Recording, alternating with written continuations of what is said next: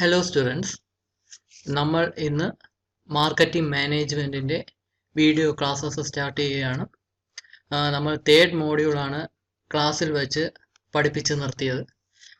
Third മോഡ്യൂളിൽ നമ്മൾ market segmentation എന്ന ടോപ്പിക്കാണ് നമ്മൾ കണ്ടുകൊണ്ടിരുന്നത്.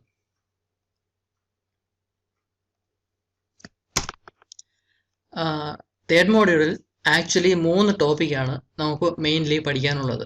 മാർക്കറ്റ് സെഗ്മെൻറ്റേഷൻ, മാർക്കറ്റ് ടാർഗറ്റിംഗ്, പിന്നെയുള്ളത് മൂന്നാമത്തെ ടോപ്പിക്ക് മാർക്കറ്റിംഗ് റിസർച്ച്. ഈ 3 ടോപ്പിക്കാണ് മെയിൻലി നമുക്ക് പഠിക്കാനുള്ളത്. അതിൽ മാർക്കറ്റ് സെഗ്മെൻറ്റേഷൻ എന്താണെന്ന് നമ്മൾ തുടങ്ങി വെച്ചു. നമ്മൾ ഈ ടൈറ്റൻ വാച്ച് മാനുഫാക്ചറിങ് കമ്പനിയുടെ പ്രോഡക്റ്റ് ലൈനിനെ പറ്റി ഡിസ്കസ് ചെയ്തു. ടൈറ്റൻ തന്നെ പല ബ്രാൻഡ് നെയിംസിൽ വാച്ചസ് ഇറക്കുന്നുണ്ട്. ഈ ഓരോ ബ്രാൻഡും ഓരോ സെഗ്മെന്റ് ഓഫ് കസ്റ്റമേഴ്സിനെ ഉദ്ദേശിച്ചാണ് അവർ ഇറക്കുന്നത്. ഇതിലിപ്പോൾ ടൈറ്റൻ തന്നെ ടൈറ്റൻ എന്ന ബ്രാൻഡ് നെയിമിൽ വാച്ചസ് ഇറക്കുന്നുണ്ട്. അത് സാധാരണ ഒരു മിഡിൽ ക്ലാസ് ഫാമിലി അല്ലെങ്കിൽ ഒരു സാധാരണ ഒരാൾക്ക് വാങ്ങാൻ വേണ്ടിയാണ് ടൈറ്റൻ എന്ന ബ്രാൻഡ് നെയിമിൽ തന്നെ വാച്ചസ് ഇറക്കുന്നത്. അതേസമയം കുറച്ച് ഫിനാൻഷ്യലി പൂർ ആയിട്ടുള്ള ഒരാൾക്ക് വേണ്ടി ചീപ്പായിട്ടുള്ള ഒരു പ്രോഡക്റ്റ് ലൈൻ എന്ന നിലയ്ക്കാണ് സൊണാറ്റ എന്ന പേരിൽ ടൈറ്റൻ വാച്ചസ് ഇറക്കുന്നത്. ഈ സൊണാറ്റ എന്ന് പറയുമ്പോൾ ടൈറ്റൻ്റെ കമ്പനി തന്നെയാണ് എങ്കിലും ടൈറ്റൻ വാച്ചസിൻ്റെ അത്രത്തോളം ക്വാളിറ്റിയുള്ള മെറ്റീരിയൽ ഒന്നും ആയിരിക്കത്തില്ല ഈ സൊണാറ്റ എന്ന വാച്ച് ഉണ്ടാക്കാനായിട്ട് ഉപയോഗിക്കുന്നത്. അതുകൊണ്ട് തന്നെ കുറച്ചും കൂടെ കോസ്റ്റ് കുറവാണ് ഈ സൊണാറ്റ എന്ന് പറയുന്ന പ്രോഡക്റ്റ് ലൈനിലുള്ള വാച്ചസിന്. അത് കോസ്റ്റ് കുറവായതുകൊണ്ട് തന്നെ കുറച്ച് ഫിനാൻഷ്യലി പൂർ ആയിട്ടുള്ള ആൾക്കാർക്ക്, അതായത് കുറച്ച് താഴോട്ട് നിൽക്കുന്ന ഫിനാൻഷ്യലി കുറച്ച് ലോ ആയിട്ട് നിൽക്കുന്ന ആൾക്കാർ ഉദ്ദേശിച്ചാണ് ഈ സൊണാറ്റ എന്ന് പറയുന്ന ബ്രാൻഡിൽ വാച്ചസ് ഇറക്കുന്നത്. അതേപോലെ തന്നെ ഫാസ്റ്റ് ട്രാക്ക് എന്ന് പറയുന്നത് യങ് ആയിട്ടുള്ള ആൾക്കാർക്ക് വേണ്ടിയാണ് ഈ ഫാസ്റ്റ് ട്രാക്ക് എന്ന ബ്രാൻഡ് നെയിമിൽ വാച്ചസ് ഇറക്കുന്നത്. ഈ ഫാസ്റ്റ് ട്രാക്ക് വാച്ചസ് ഈ എൽഡർ ആയിട്ടുള്ള പീപ്പിളിന് അല്ലെങ്കിൽ കുറച്ച് ഓൾഡ് ഏജിലുള്ള പീപ്പിളിന് വേണ്ടിയല്ല ഫാസ്റ്റ് ട്രാക്ക് എന്ന ബ്രാൻഡിൽ വാച്ചസ് ഇറക്കുന്നത്, യൂത്തിനെ മാത്രം ഉദ്ദേശിച്ചാണ്. അതേസമയം കുറച്ചും കൂടെ കോസ്റ്റ് കൂടിയ പ്രോഡക്റ്റ് ലൈനാണ് ഈ ഒക്ടെയിനും ടൈറ്റൻ രാഗയും ഒക്കെ. പാർട്ടി വെയർ ആയിട്ടോ അല്ലെങ്കിൽ പ്രീമിയം മോഡൽസ് എന്നറിയപ്പെടുന്ന ഈ ഒക്ടെയിൻ എന്ന ബ്രാൻഡും ടൈറ്റൻ രാഗ എന്ന ബ്രാൻഡും. അപ്പം ഈ 2 ബ്രാൻഡിനും കോസ്റ്റ് കൂടുതലാണ്. അപ്പം കുറച്ചും കൂടെ ഫിനാൻഷ്യലി ഹൈ ക്ലാസ്സിൽ നിൽക്കുന്ന ആൾക്കാരെ ഉദ്ദേശിച്ചാണ് ഈ ബ്രാൻഡ്സിലൊക്കെ വാച്ചസ് ഇറക്കുന്നത്. അപ്പോൾ ടൈറ്റൻ ഇവിടെ ഓരോ പ്രോഡക്റ്റ് ലൈനും ഇറക്കിയിരിക്കുന്നത് ഓരോ സെഗ്മെന്റിലുള്ള ആൾക്കാരെ ടാർഗറ്റ് ചെയ്യുന്ന നിലയിലാണ്. യൂത്തിന് വേണ്ടി ഫാസ്റ്റ് ട്രാക്ക്, പ്രീമിയം മോഡൽസ് എന്ന നിലയ്ക്ക് ഒക്ടെയിനും രാഗയും, കോസ്റ്റ് എഫക്റ്റീവ് ആയിട്ടുള്ള മോഡൽസ് എന്ന നിലയ്ക്ക് സൊണാറ്റയും, അത് എക്സിക്യൂട്ടീവ് ആയിട്ടുള്ള ആൾക്കാർക്ക് ടൈറ്റൻ എഡ്ജും, പിന്നെ സാധാരണയുള്ള ആൾക്കാർക്ക് ടൈറ്റൻ എന്ന ബ്രാൻഡ് നെയിമിൽ തന്നെ. അങ്ങനെ പല ടൈപ്പ് ഓഫ് കസ്റ്റമേഴ്സിനെ ഉദ്ദേശിച്ചാണ് ഈ പല വെറൈറ്റിയിലുള്ള ബ്രാൻഡ് നെയിമിൽ പ്രോഡക്റ്റ്സ് ഇറക്കുന്നത്. അതായത് ഓരോ സെഗ്മെന്റിനെ ഉദ്ദേശിച്ചാണ് ഓരോ പ്രോഡക്റ്റ് ലൈനും ടൈറ്റൻ അവതരിപ്പിച്ചിരിക്കുന്നത്. അപ്പോൾ ഇതാണ് മാർക്കറ്റ് സെഗ്മെന്റേഷൻ എന്ന് പറയുന്ന കാര്യം. ഈ മാർക്കറ്റ് സെഗ്മെന്റേഷന് ടൈപ്സ് നമ്മൾ അത് കഴിഞ്ഞിട്ട് കണ്ടത് different types of market segmentation എന്ന് പറയുന്ന ടോപ്പിക്കാണ്. അതായത് എങ്ങനെയൊക്കെ മാർക്കറ്റിനെ, അതായത് കസ്റ്റമേഴ്സിനെ സെഗ്മെന്റ് ചെയ്യാം, അതായത് കസ്റ്റമേഴ്സിനെ എങ്ങനെയൊക്കെ ഡിവൈഡ് ചെയ്യാം, കസ്റ്റമേഴ്സിനെ എങ്ങനെയൊക്കെ ഗ്രൂപ്പ് ചെയ്യാം എന്നുള്ള കാര്യമാണ് ഈ ടൈപ്സ് ഓഫ് മാർക്കറ്റ് സെഗ്മെന്റേഷൻ എന്നുകൊണ്ട് ഉദ്ദേശിക്കുന്നത്. എന്തൊക്കെ ഫാക്ടേഴ്സ് ബേസ് ചെയ്ത് കസ്റ്റമേഴ്സിനെ ഡിവൈഡ് ചെയ്യാം അല്ലെങ്കിൽ കസ്റ്റമേഴ്സിനെ ഓരോ സെഗ്മെന്റ് ആയിട്ട് ഗ്രൂപ്പ് ചെയ്യാം എന്നത്. ഇവിടെ കസ്റ്റമേഴ്സിനെ ഗ്രൂപ്പ് ചെയ്യാനായിട്ട് ഒന്നുകിൽ ഏജിനെ നമുക്കൊരു ഫാക്ടറായിട്ട് എടുക്കാം, അല്ലെങ്കിൽ അവരുടെ ഫിനാൻഷ്യൽ പൊസിഷൻ, ഫാമിലിയുടെ ഫിനാൻഷ്യൽ പൊസിഷൻ ഒരു ഫാക്ടറായിട്ട് എടുക്കാം, അല്ലെങ്കിൽ അവരുടെ ലൊക്കേഷൻ, ജോഗ്രഫിക്കൽ ലൊക്കേഷൻ ഒരു ഫാക്ടറായിട്ട് എടുക്കാം. അങ്ങനെ അല്ലെങ്കിൽ സൈക്കോളജിക്കലായിട്ടുള്ള അവരുടെ നേച്ചർ എന്താണെന്ന് വെച്ചാൽ അതിനെല്ലാം ഫാക്ടറായിട്ട് കസ്റ്റമേഴ്സിനെ ഓരോ സെഗ്മെന്റ് ആയിട്ട് നമുക്ക് തിരിക്കാൻ വെക്കും. അപ്പോൾ അതാണ് ഈ ടൈപ്സ് ഓഫ് മാർക്കറ്റ് സെഗ്മെന്റേഷൻ എന്നുകൊണ്ട് ഉദ്ദേശിക്കുന്നത്. ഇതും നമ്മൾ ക്ലാസ്സിൽ കണ്ടതാണ്. ഇതും 10 മാർക്സിന് ചോദിക്കുന്ന ഒരു ക്വസ്റ്റ്യൻ ആണ്, ടൈപ്സ് ഓഫ് മാർക്കറ്റ് സെഗ്മെന്റേഷൻ. നമ്മൾ ഇന്നിപ്പോൾ കാണാൻ പോകുന്നത് അടുത്ത ഒരു 10 മാർക്കിന് ചോദിക്കാൻ സാധ്യതയുള്ള ഒരു ക്വസ്റ്റ്യൻ ആണ്. ഇത് ഫിലോസഫീസ് ഓഫ് മാർക്കറ്റ് സെഗ്മെന്റേഷൻ എന്ന് പറയും. ഒന്നുകിൽ ഫിലോസഫീസ് എന്നായിരിക്കും ക്വസ്റ്റ്യനിലുള്ളത്, അല്ലെങ്കിൽ അപ്രോച്ചസ് ഓഫ് മാർക്കറ്റ് സെഗ്മെന്റേഷൻ എന്നായിരിക്കും ഉള്ളത്. ഇതും 10 മാർക്കിനുള്ള ക്വസ്റ്റ്യൻ ആണ്. നമുക്ക് 6 പോയിന്റ്സ് ആണ് മെയിൻലി പഠിക്കാനുള്ളത്. ഇത് വളരെ സിമ്പിൾ ആണ്. ഇത് ഓരോന്നിൻ്റെ ലോജിക്ക് എന്താണെന്ന് മാത്രം മനസ്സിലാക്കിയാൽ മതി. എഴുതാനുള്ളത് നമുക്ക് ഈസി ആയിട്ട് കിട്ടും. ഇതിൻ്റെ ഓരോന്നിൻ്റെ ബേസിക് ലോജിക്ക് എന്താണെന്ന് മാത്രം മനസ്സിലാക്കിയാൽ മതി. അത് 1-2 സെൻറ്റൻസ് മാത്രമേ ഉള്ളൂ, ഈസി ആയിട്ട് നമുക്ക് മനസ്സിലാക്കിയെടുക്കാം. അപ്പോൾ ഇതാണ് ഫിലോസഫീസ് അല്ലെങ്കിൽ അപ്രോച്ചസ് ഓഫ് മാർക്കറ്റ് സെഗ്മെന്റേഷൻ എന്നുള്ളത്. അപ്പോൾ ഇതാണ് ഇന്നത്തെ ക്ലാസ്സിൽ ഇന്നത്തെ വീഡിയോയിൽ നമ്മൾ എക്സ്പ്ലെയിൻ ചെയ്യുന്നത്. ആദ്യമായിട്ട് മാസ് മാർക്കറ്റിംഗ് എന്ന് പറയുന്ന സംഭവം. ഞാൻ ഇവിടെ കൊടുത്തിരിക്കുന്ന ലോഗോസ് എന്ന് പറയുന്നത് ഞാൻ ഈ ഓരോ കാര്യങ്ങൾ എക്സ്പ്ലെയിൻ ചെയ്യാനായിട്ട് ഉപയോഗിച്ച കമ്പനീസിന്റെ പേരാണ് ഞാനിവിടെ ഉദ്ദേശിച്ചിരിക്കുന്നത്. എന്താണെന്ന് ഞാൻ എക്സ്പ്ലെയിൻ ചെയ്യാം. ആദ്യമായിട്ട് മാസ് മാർക്കറ്റിംഗ്. ഈ മാസ് മാർക്കറ്റിംഗ് എന്ന് പറഞ്ഞാൽ ഒരു കമ്പനി ഒരു പ്രോഡക്റ്റ് അല്ലെങ്കിൽ അവരുടെ പ്രോഡക്റ്റ് ലോഞ്ച് ചെയ്യുന്നത് എല്ലാ ടൈപ്പ് ഓഫ് കസ്റ്റമേഴ്സിനും വേണ്ടിയാണ്. എല്ലാ സെഗ്മെന്റിലുള്ള എല്ലാ ടൈപ്പ് ഓഫ് കസ്റ്റമേഴ്സിനെ ഉദ്ദേശിച്ചാണ് അവർ പ്രോഡക്റ്റ് ഇറക്കുന്നത്. അല്ലാതെ ഒരു സ്പെസിഫിക് ആയിട്ടുള്ള കുറച്ച് കസ്റ്റമേഴ്സിനെ മാത്രം ഉദ്ദേശിച്ച് എന്ന നിലയ്ക്കായിരിക്കത്തില്ല. എല്ലാ കസ്റ്റമേഴ്സിനും, എല്ലാ പ്രിഫറൻസും ഉള്ള, എല്ലാ ടേസ്റ്റിലുള്ള, എല്ലാ ഏജ് ഗ്രൂപ്പിലുള്ള, എല്ലാ സെഗ്മെന്റിലുള്ള കസ്റ്റമേഴ്സിന് വേണ്ടിയായിരിക്കും ആ കമ്പനി പ്രോഡക്റ്റ്സ് ലോഞ്ച് ചെയ്യുന്നത്. അതിന് ഞാനിവിടെ എക്സാമ്പിൾ ആയിട്ട് എടുത്ത മലയാള മനോരമ എന്ന് പറയുന്ന ന്യൂസ് പേപ്പറാണ്. ഈ മലയാള മനോരമ എന്ന ന്യൂസ് പേപ്പർ മലയാളം വായിക്കാൻ അറിയാവുന്ന ഏതൊരാൾക്കും, ഏതൊരു വ്യക്തിക്കും, അതിപ്പോൾ ഏത് ഏജ് ഗ്രൂപ്പിലുള്ള ആളാവട്ടെ, ഏത് ഫിനാൻഷ്യൽ പൊസിഷനിലുള്ള, low class, middle class, high class family ആയിക്കോട്ടെ, എന്ത് എഡ്യൂക്കേഷനുള്ള ആളായിക്കോട്ടെ, മലയാളം വായിക്കാൻ അറിയാവുന്ന ഏതൊരു മലയാളിക്കും വായിക്കാവുന്ന ഒരു പത്രമായിട്ടാണ് ഈ മലയാള മനോരമയെ അവർ മാർക്കറ്റ് ചെയ്യുന്നതെന്ന് പറയാം. അല്ലാതെ ഇപ്പം ഏതെങ്കിലും റിലീജിയനിൽ ബേസ് ചെയ്തുള്ള ആൾക്കാർ മാത്രമേ മലയാള മനോരമ വായിക്കാവൂ, അല്ലെങ്കിൽ ഏതെങ്കിലും ഏജ് ഗ്രൂപ്പിലുള്ള ആൾക്കാർ മാത്രമേ മലയാള മനോരമ വായിക്കാവൂ എന്നുള്ള രീതിയിലല്ല അവർ മാർക്കറ്റ് ചെയ്യുന്നത്. അപ്പോൾ മലയാള മനോരമ പോലുള്ള ന്യൂസ് പേപ്പർ എല്ലാ ആൾക്കാരെയും, കേരളത്തിലുള്ള അല്ലെങ്കിൽ മലയാളം വായിക്കാൻ അറിയാവുന്ന എല്ലാ ആൾക്കാരെയും ടാർഗറ്റ് ചെയ്യുന്ന രീതിയിലാണ് മലയാള മനോരമ എന്ന പത്രം ഇറക്കുന്നത്. അതുപോലെ തന്നെ മാതൃഭൂമി ആയിരുന്നാലും മറ്റേതെങ്കിലും പത്രമായിരുന്നാലും. അപ്പോൾ അങ്ങനെ ഒരു കമ്പനി അവരുടെ പ്രോഡക്റ്റ് ഇറക്കുക എന്ന് പറഞ്ഞാൽ എല്ലാ സെഗ്മെന്റിലുള്ള എല്ലാ ടൈപ്പ് ഓഫ് ആൾക്കാരെ ഉദ്ദേശിച്ച് എല്ലാ ടൈപ്പ് ഓഫ് ആൾക്കാരെയും ടാർഗറ്റ് ചെയ്യുക എന്ന നിലയിൽ ആ കമ്പനി ഒരു പ്രോഡക്റ്റിനെ ഇറക്കുകയാണെങ്കിൽ അതിന്റെ മാസ് മാർക്കറ്റിംഗ് എന്ന് പറയും. അതായത് ലിറ്ററലി അവിടെ സെഗ്മെന്റേഷൻ ഒന്നുമില്ല, എല്ലാ സെഗ്മെന്റിലുള്ള ആൾക്കാരെ ഉദ്ദേശിച്ചാണ് അവർ പ്രോഡക്റ്റ് ഇറക്കുന്നത്. അതിനൊരു ബെസ്റ്റ് എക്സാമ്പിൾ തന്നെയാണ് ന്യൂസ് പേപ്പേഴ്സ് എന്ന് പറയുന്നത്. അപ്പോൾ അതാണ് മാസ് മാർക്കറ്റിംഗ് എന്ന് പറയുന്ന സംഭവം. രണ്ടാമത് പ്രോഡക്റ്റ് വെറൈറ്റി മാർക്കറ്റിംഗ്. ഈ പ്രോഡക്റ്റ് വെറൈറ്റി മാർക്കറ്റിംഗ് എന്ന് പറഞ്ഞാൽ ഓരോ സെഗ്മെന്റിലുള്ള ആൾക്കാർക്ക് ഓരോ ടൈപ്പ് ഓഫ് പ്രോഡക്റ്റ് ആയിരിക്കും ആ കമ്പനി ഇറക്കുന്നത്. നമ്മൾ നേരത്തെ കണ്ട പോലെ ടൈറ്റൻ വാച്ചസിന്റെ സെയിം എക്സാമ്പിൾ തന്നെ നമുക്കിവിടെ പ്രോഡക്റ്റ് വെറൈറ്റി മാർക്കറ്റിംഗിന് ഉപയോഗിക്കാം. ഇവിടെ ടൈറ്റൻ വാച്ചസ് ഓരോ സെഗ്മെന്റിലുള്ള ആൾക്കാർക്കും വേണ്ടി ഓരോ പ്രോഡക്റ്റ് ലൈനാണ് ഇറക്കിയിരിക്കുന്നത്.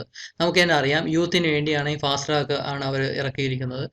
കുറച്ച് പൂറായിട്ടുള്ള ഫാമിലീസിനുള്ള ആൾക്കാർക്ക് വാങ്ങിക്കാനുള്ള വാച്ചസ് ആയിട്ടാണ് സൊനാറ്റ, കോസ്റ്റ് കുറഞ്ഞ മോഡൽസ് ആയിട്ടാണ് സൊനാറ്റ എന്ന ബ്രാൻഡ് അവർ ലോഞ്ച് ചെയ്തിരിക്കുന്നത്. അതേസമയം പ്രീമിയം മോഡൽസ് ആയിട്ടാണ് ഒക്ടെയിനും ടൈറ്റൻ രാഗയൊക്കെ ഉള്ളത്. അതിനെല്ലാം കോസ്റ്റ് കൂടുതലാണ്.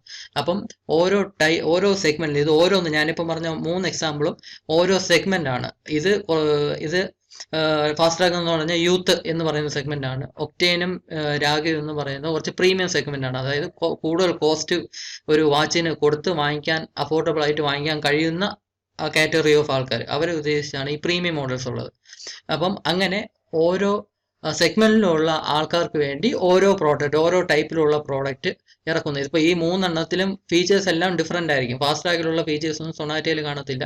ഒക്ടെയിനിലും ടൈറ്റൻ രാഗയിലുള്ള അത്രത്തോളം ഭംഗിയോ അത്രത്തോളം പ്രീമിയം ക്വാളിറ്റി മെറ്റീരിയൽ ഒന്നും ആയിരിക്കത്തില്ല ഈ സൊനാറ്റയിലും ഫാസ്റ്റ് ട്രാക്കിലും ഒക്കെ ഉള്ളത്. അപ്പോൾ ഓരോന്നിനും അതിൻ്റെതായിട്ടുള്ള അഡ്വാൻറ്റേജ് ഉണ്ട്. അപ്പം ഓരോ സെഗ്മെന്റിലുള്ള ആൾക്കാരുടെ പ്രിഫറൻസും ടേസ്റ്റും മനസ്സിലാക്കി ഓരോ ടൈപ്പ് ഓഫ് പ്രോഡക്റ്റ് ലോഞ്ച് ചെയ്യുക. അതിനെയാണ് പ്രോഡക്റ്റ് വെറൈറ്റി മാർക്കറ്റിംഗ് എന്ന് പറയുന്നത്. ഈ ഫാസ്റ്റ് ട്രാക്ക് എന്ന് പറയുന്ന എല്ലാ സെഗ്മെന്റിലുള്ള ആൾക്കാരെ ഉദ്ദേശിച്ചല്ല ഇറക്കുന്നത്, ഒരു പർട്ടിക്കുലർ സെഗ്മെന്റ്, യൂത്ത് എന്ന് പറയുന്ന സെഗ്മെന്റിനെ മാത്രം ഉദ്ദേശിച്ചാണ് ഫാസ്റ്റ് ട്രാക്ക് എന്ന മോഡൽ ഇറക്കിയിരിക്കുന്നത്. അങ്ങനെ ഓരോ സെഗ്മെന്റിന് വേണ്ടിയും ഓരോ ടൈപ്പ് ഓഫ് പ്രോഡക്റ്റ് കമ്പനി ഇറക്കുകയാണെങ്കിൽ ആ രീതിയെ പ്രോഡക്റ്റ് വെറൈറ്റി മാർക്കറ്റിംഗ് എന്ന് പറയും. ഇനി മൂന്നാമത്തെ ടൈപ്പാണ് ടാർഗറ്റ് മാർക്കറ്റിംഗ് എന്നുകൊണ്ട് ഉദ്ദേശിക്കുന്നത്. അതിന് ഞാനിവിടെ KTM എന്ന കമ്പനിയാണ് എക്സാമ്പിൾ ആയിട്ട് എടുത്തത്. ഈ ടാർഗറ്റ് മാർക്കറ്റിംഗ് എന്ന് പറഞ്ഞാൽ അവർ എല്ലാ സെഗ്മെന്റിന് വേണ്ടിയും പ്രോഡക്ട്സ് ഇറക്കത്തില്ല. ഏതെങ്കിലും ഒരു സെഗ്മെന്റിനെ മാത്രം സെലക്ട് ചെയ്തിട്ട് ആ സെഗ്മെന്റിനെ മാത്രം കോൺസെൻട്രേറ്റ് ചെയ്ത് ആ സെഗ്മെന്റിലേക്ക് മാത്രമായിട്ട് പ്രോഡക്ട്സ് ലോഞ്ച് ചെയ്യും. ഇപ്പം KTM എന്ന് പറയുന്ന ബൈക്സിന്റെ കാര്യം തന്നെ എടുക്കാം. ഈ KTM ബൈക്സ് പ്രിഫർ ചെയ്യുന്നത് സാധാരണ 18 to 25 അല്ലെങ്കിൽ 18 to 28 ഏജ് ഗ്രൂപ്പിൽ വരുന്ന ആൾക്കാർ മാത്രമാണ് ഈ KTMന്റെ ബൈക്സ് പ്രിഫർ ചെയ്യുന്നു എന്ന് വേണമെങ്കിൽ കരുതാം. വയസ്സായ ആൾക്കാർക്ക് വാങ്ങിക്കാൻ പാടില്ല എന്ന് അതിനർത്ഥമില്ല. എന്നാലും മെജോറിറ്റി കസ്റ്റമേഴ്സ്, 99% കസ്റ്റമേഴ്സും ബിലോ 30 ഇയേഴ്സിലുള്ളതായിരിക്കും. അതായത് മെജോറിറ്റിയും വരുന്നത് 18 to 25 ഏജ് ഗ്രൂപ്പിൽ വരുന്ന ആൾക്കാർക്ക് വേണ്ടിയാണ് ഈ KTM എന്ന ബൈക്സ് അവർ ഇറക്കുന്നത്. അതായത് ആ ഒരു സെഗ്മെന്റിൽ മാത്രമേ അവർ കോൺസെൻട്രേറ്റ് ചെയ്യുന്നുള്ളൂ.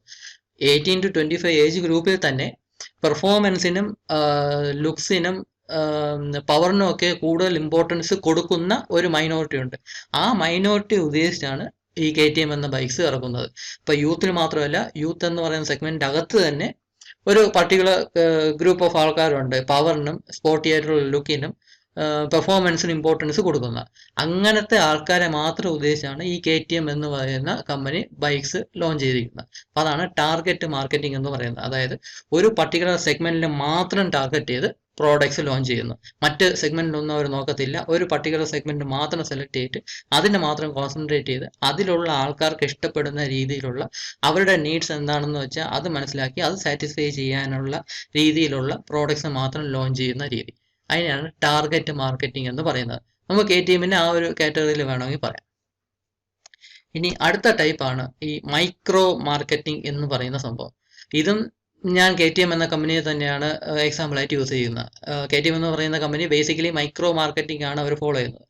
ഈ മൈക്രോ മാർക്കറ്റിംഗ് എന്ന് പറഞ്ഞാൽ ഒരു സെഗ്മെന്റ് ചൂസ് ചെയ്യും. ആ സെഗ്മെന്റിൽ തന്നെ പല വെറൈറ്റി ഓഫ് കസ്റ്റമേഴ്സ് കാണും, പല പ്രിഫറൻസ് ഉള്ള കസ്റ്റമേഴ്സ് കാണും. ഇപ്പൊ ഇവിടെ തന്നെ നമ്മുടെ KTM ടാർഗറ്റ് ചെയ്യുന്ന കസ്റ്റമേഴ്സ് എന്ന് പറഞ്ഞാൽ 18 to 25 ഏജ് ഗ്രൂപ്പിൽ വരുന്ന ആൾക്കാരാണ്. അതിൽ തന്നെ ചില ആൾക്കാർക്ക് കൂടുതൽ പവർ വേണം, ഏറ്റവും അൾട്ടിമേറ്റ് പവർ വേണം, ഏറ്റവും ഹയസ്റ്റ് ടോർക്കും പെർഫോമൻസും ഒക്കെ ഉള്ള ബൈക്സ് ആണ് ഉണ്ടായിരിക്കും. എന്നാൽ ചില ആൾക്കാർക്ക് അത്രത്തോളം പെർഫോമൻസ് വേണം എന്നില്ല, കുറച്ചും കൂടെ കോസ്റ്റ് കുറഞ്ഞ ബൈക്ക് ആയിരിക്കും അവർക്ക് വേണ്ടത്. അവർക്ക് പക്ഷേ ഈ KTMലോട്ട് ആകർഷിച്ചത് മേ ബി ബൈക്സിന്റെ ലുക്ക് ആയിരിക്കും, അല്ലെങ്കിൽ ആ ബ്രാൻഡ് നെയിം ആയിരിക്കും. അതേസമയം അവർക്ക് അത്രത്തോളം ഹയസ്റ്റ് മോഡലിന് കൊടുക്കാനുള്ള അത്രത്തോളം കാശ് അവരുടെ കയ്യിൽ ഉണ്ടാവത്തില്ല. അപ്പം അവിടെ കോസ്റ്റ് ഒരു ഫാക്ടർ ആയിട്ട് വരും. അപ്പം ഒരു സെഗ്മെന്റിൽ തന്നെ 18 to 25 എന്ന് പറയുന്ന ആ ഏജ് ഗ്രൂപ്പിലുള്ള സെഗ്മെന്റിൽ തന്നെ പല പ്രിഫറൻസ് ഉള്ള ആൾക്കാരുണ്ട്. അങ്ങനെ പല ടൈപ്പ് ഓഫ് കസ്റ്റമേഴ്സിനെ സാറ്റിസ്ഫൈ ചെയ്യാനായിട്ട് ഒന്നിൽ കൂടുതൽ മോഡൽസ്, ചെറിയ ചെറിയ ചേഞ്ചസ് വരുത്തി പല പല മോഡൽസ് ആ കമ്പനീസ് ലോഞ്ച് ചെയ്യും. ആ ഒരു രീതിയാണ് മൈക്രോ മാർക്കറ്റിംഗ് എന്ന് പറയുന്നത്. അതായത് ഒരു പർട്ടിക്കുലർ സെഗ്മെന്റിനെ തന്നെയായിരിക്കും അവർ കോൺസെൻട്രേറ്റ് ചെയ്യുന്നത്, പക്ഷേ അതിനുള്ളിൽ തന്നെ പല പ്രിഫറൻസ് ഉള്ള ആൾക്കാർക്ക് ഇഷ്ടപ്പെടുന്ന രീതിയിൽ പല മോഡൽസ് അവർ ലോഞ്ച് ചെയ്യും. ഇപ്പം അൾട്ടിമേറ്റ് പെർഫോമൻസ്, ഹയസ്റ്റ് പെർഫോമൻസ് വേണ്ട, കുറച്ച് പെർഫോമൻസിന് കോംപ്രമൈസ് ചെയ്യാം, കുറച്ച് ഇമ്പോർട്ടൻസ് കൊടുത്ത് എന്നാൽ ലുക്സ് ഓൾമോസ്റ്റ് സെയിം ലുക്സ് കിട്ടുന്ന KTMന്റെ ബൈക്സ് ആണ് വേണ്ടതെങ്കിൽ അവർ വേണമെങ്കിൽ 200 ഡ്യൂക്കോ അല്ലെങ്കിൽ RC 200 ആയിരിക്കും പ്രിഫർ ചെയ്യുന്നത്. കാരണം കോസ്റ്റ് കുറവാണ്. അതേസമയം കോസ്റ്റ് ഒരു ഫാക്ടർ അല്ല, മൈലേജ് ഒരു ഫാക്ടർ അല്ല, മാക്സിമം പെർഫോമൻസ്, മാക്സിമം പവർ വേണം, ദ മോസ്റ്റ് ലേറ്റസ്റ്റ് ടെക്നോളജിയും വേണം എന്ന് കരുതുന്നവർക്ക് KTM 390 അല്ലെങ്കിൽ RC 390 ഒക്കെ ചൂസ് ചെയ്യാം. അപ്പം ഈ പർട്ടിക്കുലർ സെഗ്മെന്റ് അകത്ത് തന്നെ പല ടൈപ്പ് ഓഫ് പ്രിഫറൻസ് ഉള്ള ആൾക്കാർ കാണും, കസ്റ്റമേഴ്സ് കാണും. അവരെ സാറ്റിസ്ഫൈ ചെയ്യാനായിട്ട് ചെറിയ ചെറിയ മോഡിഫിക്കേഷൻസ് വരുത്തി. ഇവിടെ ഇപ്പം ബ്ലൈൻഡായിട്ട് നോക്കുകയാണെങ്കിൽ എഞ്ചിനിൽ മാത്രമേ സത്യം പറഞ്ഞാൽ വലിയൊരു ഡിഫറൻസ് വരുന്നുള്ളൂ. ബാക്കിയെല്ലാം ലുക്സ് എല്ലാം ഓൾമോസ്റ്റ് സെയിം ആണ്, ഫീച്ചേഴ്സും ഓൾമോസ്റ്റ് എക്സാക്ട്ലി സെയിം അല്ലെങ്കിൽ ഓൾമോസ്റ്റ് സെയിം എന്ന് തന്നെ പറയാം. അപ്പം ചെറിയ ചെറിയ വേരിയേഷൻസ് വരുത്തിയാണ് ഈ പല പല മോഡൽസ് അവർ ഇറക്കിയിരിക്കുന്നത്. അതായത് ഒരു സെഗ്മെന്റ് അകത്ത് തന്നെ പല ടൈപ്പ് ഓഫ് പ്രിഫറൻസ് ഉള്ള ആൾക്കാർക്ക് വേണ്ടി ചെറിയ ചെറിയ വേരിയേഷൻസ് വരുത്തി അവർ പ്രോഡക്ട്സ് ലോഞ്ച് ചെയ്യുന്നു. അങ്ങനത്തെ ഒരു രീതിയാണ് മൈക്രോ മാർക്കറ്റിംഗ് എന്ന് പറയുന്നത്. ഇതും ഒരു പർട്ടിക്കുലർ സെഗ്മെന്റ്, ഒരു പർട്ടിക്കുലർ ടാർഗറ്റ് മാർക്കറ്റിംഗ് തന്നെ അതിൻ്റെ ഉള്ളിൽ കുറച്ചും കൂടി ഡീപ്പായിട്ട് അവർ പ്രിഫറൻസ് കൊടുക്കുകയാണെങ്കിൽ അത് മൈക്രോ മാർക്കറ്റിംഗ് എന്ന് പറയാം. അപ്പം 4 എണ്ണമാണ് നമ്മൾ ഇത്രയും നേരം കണ്ടത്. ഒന്ന് മാസ് മാർക്കറ്റിംഗ്, അതായത് അവരുടെ കമ്പനി പ്രോഡക്ട്സ് ലോഞ്ച് ചെയ്യുന്നത് എല്ലാ ടൈപ്പ് ഓഫ് കസ്റ്റമേഴ്സിനെ, എല്ലാ സെഗ്മെന്റിലുള്ള എല്ലാ ആൾക്കാരെയും ഉദ്ദേശിച്ച് ഒരു പ്രോഡക്റ്റ് ലോഞ്ച് ചെയ്യും. അതിൻ്റെ മാസ് മാർക്കറ്റിംഗ് എന്ന് പറയും. പക്ഷെ അതേസമയം ഓരോ സെഗ്മെന്റിനും വേണ്ടി ഓരോ ടൈപ്പ് ഓഫ് പ്രോഡക്റ്റ് ആണ് ലോഞ്ച് ചെയ്യുന്നതെങ്കിൽ അതിനെ പ്രോഡക്റ്റ് വെറൈറ്റി മാർക്കറ്റിംഗ് എന്ന് പറയും. ടാർഗറ്റ് മാർക്കറ്റിംഗ് എന്ന് പറഞ്ഞാൽ എല്ലാ സെഗ്മെന്റിനെയും അവർ കൺസിഡർ ചെയ്യത്തില്ല, ഏതെങ്കിലും ഒന്നോ അല്ലെങ്കിൽ രണ്ടോ അങ്ങനെ സെലക്ട് ചെയ്ത് ഒരു സെഗ്മെന്റിനെ വല്ലതും ടാർഗറ്റ് ചെയ്ത് അതിന് മാത്രമുള്ള പ്രോഡക്ട്സ് ലോഞ്ച് ചെയ്യുന്ന രീതിയാണ് ടാർഗറ്റ് മാർക്കറ്റിംഗ് എന്ന് പറയുന്നത്. മൈക്രോ മാർക്കറ്റിംഗ് എന്നാൽ ഒരു പർട്ടിക്കുലർ സെഗ്മെന്റിനെ തന്നെ അതിലുള്ള കസ്റ്റമേഴ്സിന്റെ ചെറിയ ചെറിയ പ്രിഫറൻസ് സാറ്റിസ്ഫൈ ചെയ്യുന്ന രീതിയിൽ ചെറിയ വേരിയേഷൻസോടെ അവർ പ്രോഡക്ട്സ് അവർ ലോഞ്ച് ചെയ്യും. ചെറിയ ചെറിയ വേരിയേഷൻസേ അവർ പ്രോഡക്ട്സിന് ഉണ്ടാകത്തുള്ളൂ. അങ്ങനെയാണെങ്കിൽ അതിനെ മൈക്രോ മാർക്കറ്റിംഗ് എന്ന് പറയും. പിന്നെ ഉള്ള 2 എണ്ണമാണ് കസ്റ്റമൈസ്ഡ് മാർക്കറ്റിംഗും പേഴ്സണലൈസ്ഡ് മാർക്കറ്റിംഗും. നമുക്ക് ആദ്യം കസ്റ്റമൈസ്ഡ് മാർക്കറ്റിംഗ് നോക്കാം. കസ്റ്റമൈസ്ഡ് മാർക്കറ്റിംഗ് എക്സ്പ്ലെയിൻ ചെയ്യാനായിട്ട് ഡെൽ എന്ന കമ്പനിയുടെ ലാപ്ടോപ്സിനെയാണ് ഞാൻ ചൂസ് ചെയ്തത്. ഈ ഡെൽ എന്ന ലാപ്ടോപ്സ് ഇന്ത്യയിൽ ലോഞ്ച് ചെയ്ത സമയത്തുള്ള കാര്യമാണ് ഞാൻ പറയാൻ പോകുന്നത്. ഈ സ്ക്രീൻഷോട്ട് ഇപ്പോഴത്തെ വെബ്സൈറ്റിൽ നിന്ന് എടുത്ത സ്ക്രീൻഷോട്ടാണ്. ഇത് ഞാൻ വെറുതെ കാണിച്ചതാണ്. ഞാൻ പറയാൻ ഉദ്ദേശിച്ചിരിക്കുന്നത് ഈ ലാപ്ടോപ്സ്, ഡെല്ലിൻ്റെ ലാപ്ടോപ്സ് ഇന്ത്യയിൽ ലോഞ്ച് ചെയ്ത സമയത്ത് അവർ ഉപയോഗിച്ച മാർക്കറ്റിംഗ് സ്ട്രാറ്റജിയെ പറ്റിയാണ്. അപ്പോൾ പണ്ടത്തെ രീതി, ഒരു 10 വർഷം മുന്നത്തെ രീതി എങ്ങനെയാണെന്ന് വെച്ചാൽ കമ്പനീസ് കുറച്ച് സെറ്റ് ഓഫ് മോഡൽസ് അവതരിപ്പിക്കും. കസ്റ്റമേഴ്സ് അതിലേതെങ്കിലും ഒരു മോഡൽ ചൂസ് ചെയ്യേണ്ടതായിട്ട് വരും. അവർക്ക് അതിലുള്ള ഹാർഡ്വെയർ ചേഞ്ച് ചെയ്യാനുള്ള ഓപ്ഷനേ ഇല്ലായിരുന്നു. ലാപ്ടോപ്പ് ആയതുകൊണ്ട് തന്നെ അതിലുള്ള കൊടുത്തിട്ടുള്ള ഹാർഡ്വെയർ ചേഞ്ച് ചെയ്യാനുള്ള സ്പെസിഫിക്കേഷൻസ് വെച്ച് ചേഞ്ച് ചെയ്യാനുള്ള ഓപ്ഷനൊന്നും ആൾക്കാർക്ക് ഇല്ലായിരുന്നു. കൂടിപ്പോയാൽ റാം ആഡ് ചെയ്യാനുള്ള ഓപ്ഷൻ മാത്രമേ ഉണ്ടായിരിക്കത്തുള്ളൂ. 2 GB റാം ലാപ്ടോപ്പിൽ വേണമെങ്കിൽ അടുത്ത 2 GB മോഡ്യൂൾ കൂടെ ആഡ് ചെയ്ത് 4 GB ആയിട്ട് വാങ്ങിക്കുക എന്നല്ലാതെ ബാക്കി ഹാർഡ്വെയർ ചേഞ്ചസ് ഒന്നും പോസിബിൾ അല്ലായിരുന്നു. കസ്റ്റമൈസ് ചെയ്യാനുള്ള ഒരു പോസിബിലിറ്റി ഇല്ലായിരുന്നു. പക്ഷേ ഡെൽ എന്ന ലാപ്ടോപ്പ് ഇന്ത്യയിൽ അവതരിപ്പിച്ചപ്പോൾ അവർ ഉപയോഗിച്ച സ്ട്രാറ്റജിയാണ് ഈ കസ്റ്റമൈസ്ഡ് മാർക്കറ്റിംഗ് എന്നുള്ളത്. അതായത് അവർ ലോഞ്ച് ചെയ്ത മോഡൽസിനെ കസ്റ്റമൈസ് ചെയ്യാനുള്ള ഓപ്ഷൻ കൊടുത്തു. അതായത് ഹാർഡ്വെയർ ലെവലിൽ തന്നെ കസ്റ്റമൈസ് ചെയ്യാനുള്ള ഓപ്ഷൻ ഉണ്ടായിരുന്നു. അതായത് ഇപ്പോൾ എക്സാമ്പിൾ പറയുകയാണെങ്കിൽ അവരൊരു i3 വെച്ചിട്ടുള്ള ഒരു മോഡൽ അവർ പറഞ്ഞിട്ടുണ്ട്. i3 ഉള്ള മോഡലിൽ ചിലപ്പം 500 GB ഹാർഡ് ഡിസ്ക് ആയിരിക്കും ഉള്ളത്, 2 GB റാമേ ഉണ്ടായിരിക്കത്തുള്ളൂ. ലാപ്ടോപ്പിൻ്റെ കളർ എന്ന് പറയുന്നത് ബ്ലാക്ക് ആയിരിക്കും, ബേസിക്കലി ബ്ലാക്ക് കളർ ലാപ്ടോപ്പ് ആയിരിക്കും. അതിലുള്ള ചിലപ്പോൾ i3 processor without graphics card ആയിരിക്കും, വിത്തൗട്ട് ഗ്രാഫിക്സ് കാർഡുള്ള മോഡലായിരിക്കും അവർ കൊടുത്തിരിക്കുന്നത്. നമുക്ക് വേണമെങ്കിൽ ഈ മോഡലിനെ എഡിറ്റ് ചെയ്യാം. എഡിറ്റ് ചെയ്ത് അതിൻ്റെ ഹാർഡ്വെയറിനെ തന്നെ കസ്റ്റമൈസ് ചെയ്തെടുക്കാം. നമുക്ക് വേണമെങ്കിൽ ഗ്രാഫിക്സ് കാർഡ് അപ്ഗ്രേഡ് ആഡ് ചെയ്യാം, അതിലോട്ട് റാം വേണമെങ്കിൽ ആഡ് ചെയ്യാം. ഈ 500 GB ഹാർഡ് ഡിസ്കിന് വരെ 1 TB ഹാർഡ് ഡിസ്ക് നമുക്ക് ചൂസ് ചെയ്യാം. വിൻഡോസ് 7 ഹോം ആയിരുന്നു അന്നുണ്ടായിരുന്നത്, അതിനെ അപ്ഗ്രേഡ് ചെയ്ത് വിൻഡോസ് 7 പ്രൊഫഷണൽ ആക്കാം. അങ്ങനെ ഹാർഡ്വെയർ ലെവലിലും സോഫ്റ്റ്വെയർ ലെവലിലും കസ്റ്റമൈസ് ചെയ്ത് നമുക്ക് ചെയ്തെടുക്കാമായിരുന്നു. അന്ന് 1 TB ഹാർഡ് ഡിസ്ക് ഉള്ള ലാപ്ടോപ്പ് വേണമെങ്കിൽ i5 പ്രോസസ്സറുള്ള ലാപ്ടോപ്പ് വാങ്ങിക്കണമായിരുന്നു. അന്നത്തെ മോഡൽസ് എല്ലാം അങ്ങനെയായിരുന്നു. ബാക്കിയുള്ള കമ്പനീസ് എല്ലാം അങ്ങനത്തെ മോഡൽസ് ആയിരുന്നു കൊടുത്തിരുന്നത്. അതുപോലെ തന്നെ ഗ്രാഫിക്സ് കാർഡുള്ള മോഡൽ വാങ്ങിക്കണമെങ്കിൽ i5 processor, i3 processor with graphics കാർഡുള്ള മോഡൽസ് വളരെ കുറവായിരുന്നു. അപ്പം ഗെയിം കളിക്കാനായിട്ട് ഗ്രാഫിക്സ് കാർഡുള്ള പ്രോസസ്സർ വേണമെങ്കിൽ i5 പ്രോസസ്സർ ചൂസ് ചെയ്യണം എന്ന രീതിയായിരുന്നു അന്നത്തെ കാലത്ത്. ഒരു 10-12 വർഷം മുന്നത്തെ കാര്യമാണ്. എന്നാൽ ഡെല്ല് ഇതെല്ലാം കസ്റ്റമൈസ് ചെയ്യാനുള്ള ഓപ്ഷൻ കൊടുത്തു.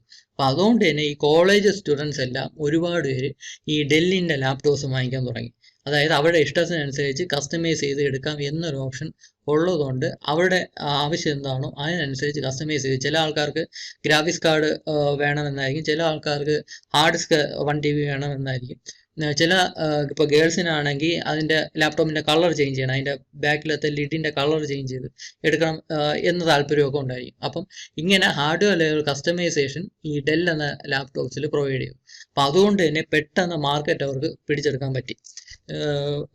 ലോഞ്ച് ചെയ്ത് ഒരു 1.5 വർഷം കൊണ്ട് തന്നെ അവർ ടോപ്പിലോട്ട്, അന്നത്തെ ലീഡറിനെക്കാളും ടോപ്പിലോട്ട് എത്താനായിട്ട് ഈ ഡെൽ ലാപ്ടോപ്സിന് സാധിച്ചു. അപ്പം അത് ഈ കസ്റ്റമൈസ് ചെയ്യാനുള്ള ഓപ്ഷൻ കൊടുത്തതുകൊണ്ടാണ്. അതായത് അവർ ഉദ്ദേശിച്ചതെന്ന് പറഞ്ഞാൽ ഒരു സെഗ്മെന്റിലുള്ള ആൾക്കാരുടെ ഇഷ്ടം എന്താണെന്ന് മനസ്സിലാക്കി കസ്റ്റമൈസ് ചെയ്യാനുള്ള ഓപ്ഷൻ കൊടുത്തു. അവർക്ക് എന്താണോ, കസ്റ്റമറിന് എന്താണോ വേണ്ടത് അതിനനുസരിച്ചുള്ള പ്രോഡക്റ്റ് അവർക്ക് ചേഞ്ച് ചെയ്തെടുക്കാൻ, കസ്റ്റമൈസ് ചെയ്തെടുക്കാനുള്ള ഓപ്ഷൻ ആ ഡെൽ എന്ന കമ്പനി കൊടുത്തു. അതാണ് ചെയ്തത്. അപ്പോൾ ആ ഒരു രീതിയെയാണ് കസ്റ്റമൈസ്ഡ് മാർക്കറ്റിംഗ് എന്നുകൊണ്ട് ഉദ്ദേശിക്കുന്നത്. അത് അന്നത്തെ കാലത്ത് വേറൊരു കമ്പനിക്കും ഹാർഡ്വെയർ ലെവൽ കസ്റ്റമൈസേഷൻ കൊടുക്കാൻ സാധിച്ചില്ല. കമ്പനി എന്താണോ ഓഫർ ചെയ്യുന്നത് അത് കസ്റ്റമർ പർച്ചേസ് ചെയ്യണം എന്ന രീതിയായിരുന്നു ഉള്ളത്. എന്നാൽ ഡെല്ലാണ് ഈ കസ്റ്റമറിന് ഇഷ്ടം എന്താണോ, അവരുടെ പ്രിഫറൻസ് എന്താണോ അതിനനുസരിച്ച് പ്രോഡക്റ്റ് ബിൽഡ് ചെയ്തെടുക്കാം എന്ന ഒരു ഓപ്ഷൻ കൊടുക്കാൻ സാധിച്ചത്. പക്ഷേ അത് ഒരു ലോങ് ടേം അവർക്ക് ആ ഒരു സ്ട്രാറ്റജി ഫോളോ ചെയ്യാൻ സാധിച്ചില്ല. കാരണം അതിന് എക്സ്പെൻസ് ഒരുപാട് കൂടുതലാണ്, അതിനനുസരിച്ച് പ്രോഫിറ്റ് ഒരുപാട് കുറവായിരുന്നു അന്നത്തെ ആ സ്ട്രാറ്റജിക്ക്. അതുകൊണ്ട് തന്നെ അധികം നാൾ ആ സ്ട്രാറ്റജി അവർക്ക് മുന്നോട്ട് കൊണ്ടുപോകാൻ സാധിച്ചില്ല. ഇപ്പോഴായിരുന്നാലും ഹാർഡ്വെയർ ലെവൽ കസ്റ്റമൈസേഷൻ ഒരു കമ്പനിയും കൊടുക്കുന്നില്ല എന്നാണ് എനിക്ക് തോന്നുന്നത്. കൂടിപ്പോയാൽ റാം ആഡ് ചെയ്യാനുള്ള ഒരു ഫെസിലിറ്റി മാത്രമേ ഉള്ളൂ. ബാക്കിയെല്ലാം കമ്പനി പറയുന്ന സെയിം സ്പെസിഫിക്കേഷൻ വെച്ചുള്ള മോഡൽ തന്നെ നമ്മൾ പർച്ചേസ് ചെയ്യേണ്ടതായിട്ട് വരും എന്നൊരു നിലയാണ് ഇപ്പോൾ ഉള്ളത്. അപ്പോൾ ഇതാണ് കസ്റ്റമൈസ്ഡ് മാർക്കറ്റിംഗ് എന്നുകൊണ്ട് ഉദ്ദേശിക്കുന്നത്. അതായത് പ്രോഡക്റ്റിനെ കസ്റ്റമറിന് തന്നെ കസ്റ്റമൈസ് ചെയ്തെടുക്കാം, ബിൽഡ് ചെയ്തെടുക്കാനുള്ള ഓപ്ഷൻ, അതിനെയാണ് കസ്റ്റമൈസ്ഡ് മാർക്കറ്റിംഗ് എന്ന് പറയുന്നത്. ഇതിൻ്റെ അടുത്ത ലെവലാണ് പേഴ്സണലൈസ്ഡ് മാർക്കറ്റിംഗ് എന്ന് പറയുന്നത്. അതായത് 100% കസ്റ്റമൈസ് ചെയ്തെടുക്കാം, ഫുള്ളി കസ്റ്റമൈസ് ചെയ്ത് ആ പ്രോഡക്റ്റിനെ ബിൽഡ് ചെയ്തെടുക്കാനുള്ള ഓപ്ഷൻ. ഇപ്പം ഈ ഡെല്ലിൻ്റെ എക്സാമ്പിൾ തന്നെ പറയുകയാണെങ്കിൽ ഒരു 500 GB ഹാർഡ് ഡിസ്ക് ഉള്ള മോഡലിനെ അപ്ഗ്രേഡ് ചെയ്ത് 1 TB ഹാർഡ് ഡിസ്ക് ഉള്ള മോഡൽ നമുക്ക് 1 TB ആഡ് ചെയ്ത് നമുക്ക് എടുക്കാം. അതായത് 500 GB പകരം 1 TB ഹാർഡ് ഡിസ്ക് വെച്ചുള്ള മോഡൽ നമുക്ക് വാങ്ങിക്കാം. പക്ഷെ അപ്പോഴും ഈ 1 TB ഹാർഡ് ഡിസ്ക് ഏത് കമ്പനിയുടെയാണ് എന്ന് ചൂസ് ചെയ്യാനുള്ള ഓപ്ഷൻ നമുക്ക് തരുന്നില്ലായിരുന്നു. മേ ബി അവരുടെ ഇൻവെൻട്രി എന്താണെന്ന് നോക്കി ചിലപ്പം തോഷിബിയുടെ ഹാർഡ് ഡിസ്ക് ആയിരിക്കും അത് വയ്ക്കുന്നത്, അല്ലെങ്കിൽ സീഗേറ്റിൻ്റെ ഹാർഡ് ഡിസ്ക് ആയിരിക്കും വയ്ക്കുന്നത്, അല്ലെങ്കിൽ വെസ്റ്റേൺ ഡിജിറ്റലിൻ്റെ ഹാർഡ് ഡിസ്ക് ആയിരിക്കും വയ്ക്കുന്നത്. ഏത് കമ്പനിയുടെ ഹാർഡ് ഡിസ്ക് വയ്ക്കണം എന്ന ഓപ്ഷനൊന്നും നമുക്ക് കിട്ടത്തില്ലായിരുന്നു. നമുക്ക് ജസ്റ്റ് 500 GB ഹാർഡ് ഡിസ്കിന് വരെ 1 TB ഹാർഡ് ഡിസ്ക് ആഡ് ചെയ്ത് പർച്ചേസ് ചെയ്യുന്ന ഓപ്ഷൻ മാത്രമേ നമുക്ക് തന്നുള്ളൂ. അതേസമയം അങ്ങനത്തെ ഓപ്ഷൻ ഈ നമ്മൾ ചേഞ്ച് ചെയ്യുന്ന ആ കമ്പോണൻറ്റിൻ്റെ കമ്പനിയും കൂടെ ചൂസ് ചെയ്യാനുള്ള ഓപ്ഷൻ തരികയാണെങ്കിൽ അതിനെ വേണമെങ്കിൽ പേഴ്സണലൈസ്ഡ് മാർക്കറ്റിംഗ് എന്ന് പറയാം. അതായത് ഫുള്ളി കസ്റ്റമൈസബിൾ, 100% ഫ്ലെക്സിബിൾ ആയിട്ടുള്ള, 100% കസ്റ്റമൈസബിൾ ആയിട്ടുള്ള, കസ്റ്റമറിന് എന്താണോ വേണ്ടത് ആ എക്സാക്റ്റ് പ്രോഡക്റ്റ് ബിൽഡ് ചെയ്ത് കൊടുക്കാൻ സാധിക്കുന്ന ആ ഒരു രീതിയാണ് പേഴ്സണലൈസ്ഡ് മാർക്കറ്റിംഗ് എന്നുകൊണ്ട് ഉദ്ദേശിക്കുന്നത്. അതായത് കസ്റ്റമൈസ്ഡ് മാർക്കറ്റിങ്ങിൻ്റെ കുറച്ചും കൂടെ നെക്സ്റ്റ് ലെവൽ എന്ന് പറയാം. ഈ പേഴ്സണലൈസ്ഡ് മാർക്കറ്റിങ്ങിന് ബെസ്റ്റ് എക്സാമ്പിൾ ആയിട്ട് നമ്മുടെ നാട്ടിലെ തയ്യൽ കട, സ്റ്റിച്ചിങ് സെൻറ്റർ വേണമെങ്കിൽ എക്സാമ്പിൾ ആയിട്ട് പറയാം. നമ്മുടെ ശരീരത്തിൻ്റെ അളവെടുത്ത് നമുക്ക് ഇഷ്ടമുള്ള രീതിയിൽ നമ്മൾ പറയും പോലെയുള്ള ഡ്രസ്സാണ് അവർ തച്ച് തരാനായിട്ട് അവർക്ക് സാധിക്കും. നമുക്ക് വേണമെങ്കിൽ ഒരു ഷർട്ട് സ്റ്റിച്ച് ചെയ്തെടുക്കുമ്പോൾ വേണമെങ്കിൽ ഒരു സൈഡിലുള്ള പോക്കറ്റ് മാത്രമല്ല, ചെസ്റ്റിൽ ലെഫ്റ്റ് സൈഡിൽ മാത്രമല്ല, വേണമെങ്കിൽ റൈറ്റ് സൈഡിലും പോക്കറ്റ് വയ്ക്കാനായിട്ട് നമുക്ക് തന്നെ ആവശ്യപ്പെടാം. അതുപോലെ തന്നെ ഈ ചെസ്റ്റിൽ മാത്രമല്ല, വേണമെങ്കിൽ വയറിൽ പോക്കറ്റിൽ വെച്ച് തച്ച് തരാൻ വരെ നമുക്ക് വേണമെങ്കിൽ ആവശ്യപ്പെടാം. ലോജിക്കൊന്നും ഇല്ല എങ്കിൽ പോലും ആ തയ്യൽക്കാരന് വയറിൽ വരെ പോക്കറ്റ് വെച്ചുള്ള ഷർട്ട് നമുക്ക് തുന്നി തരാനായിട്ട് സാധിക്കും. അപ്പോൾ എൻ്റർലി പേഴ്സണലൈസ് ചെയ്ത പ്രോഡക്റ്റ് നമുക്ക് തന്നെ ബിൽഡ് ചെയ്തെടുക്കും. കസ്റ്റമറിൻ്റെ ഇഷ്ടത്തിനനുസരിച്ച്, കസ്റ്റമറുടെ പ്രിഫറൻസ് എന്താണ്, കസ്റ്റമറിൻ്റെ ആവശ്യം എന്താണ്, അതിനനുസരിച്ചുള്ള ആ പ്രോഡക്റ്റ് ഓരോ ഇൻഡിവിജ്വലിനും ബിൽഡ് ചെയ്തെടുക്കാനുള്ള ഓപ്ഷൻ കൊടുക്കുക. അതിനെയാണ് പേഴ്സണലൈസ്ഡ് മാർക്കറ്റിംഗ് എന്നുകൊണ്ട് ഉദ്ദേശിക്കുന്നത്. അപ്പോൾ ഇതൊക്കെയാണ് ഫിലോസഫീസ് അല്ലെങ്കിൽ അപ്രോച്ചസ് ഓഫ് മാർക്കറ്റ് സെഗ്മെൻറ്റേഷൻ എന്നുകൊണ്ട് ഉദ്ദേശിക്കുന്നത്. അപ്പോൾ ഇത് എസ്ഐ ക്വസ്റ്റ്യൻ ആയിട്ട് ചോദിക്കാം. ഇത്രയാണ് ഇന്നത്തെ ക്ലാസ്സിന് നമുക്കുള്ളത്. Thank you.